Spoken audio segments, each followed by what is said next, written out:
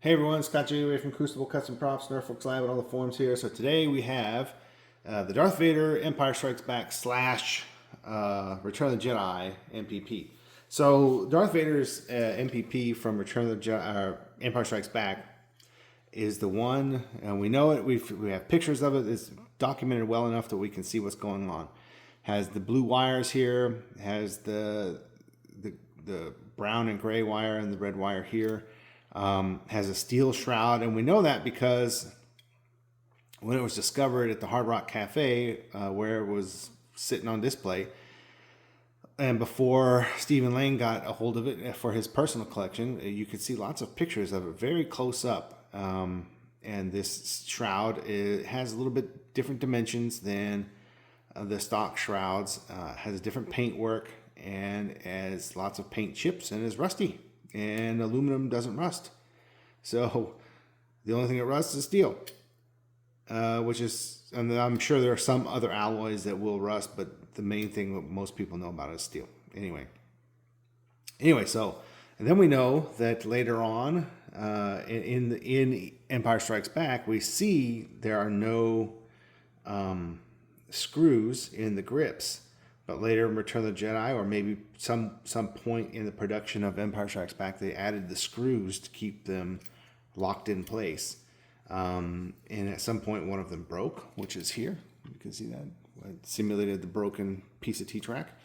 Now this time, since this is a Roman MPP with a Wonawonga shroud, I think Wonawonga supplied the wires for the kit and the bubble strip and the sloth furnace clamp card. And I guess the knob up here is a little bit different too. Anyway, it's a really good replica, and I took it a little bit farther than I had before. These are fully drilled and screwed in screws here in the back, which add a little bit of more accuracy as they will start to deform the T-track just as the real ones did, which is cool.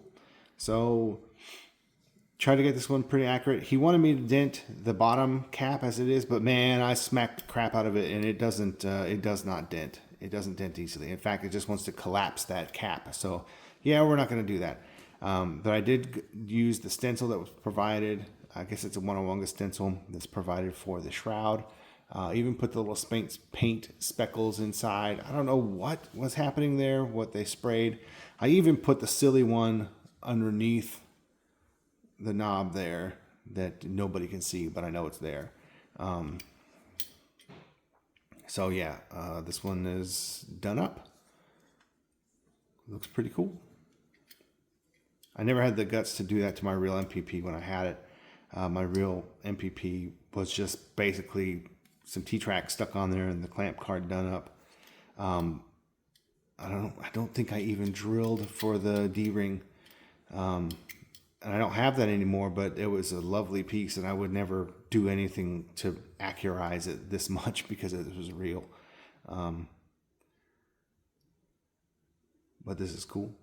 So here's a good look at it. This is the Roman's MPP, and I guess this is an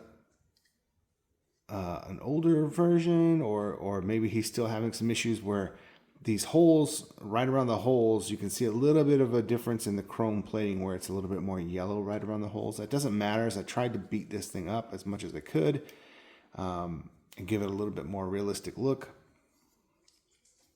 But tried to match the scratches and stuff without going overboard. You can just do too much and it just doesn't look right. So I think this is in person. This has got a good balance of things going on. The little white splotches that are on it in present day are there. Tried to match those as well. Even rusted out these screws a little bit as they are now. So yeah, let me show you up close.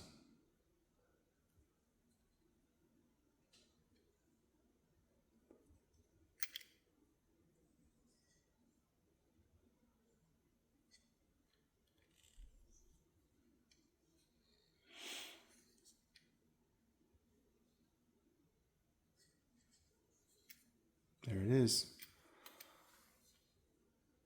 All right, thanks for watching. And everybody have a good day.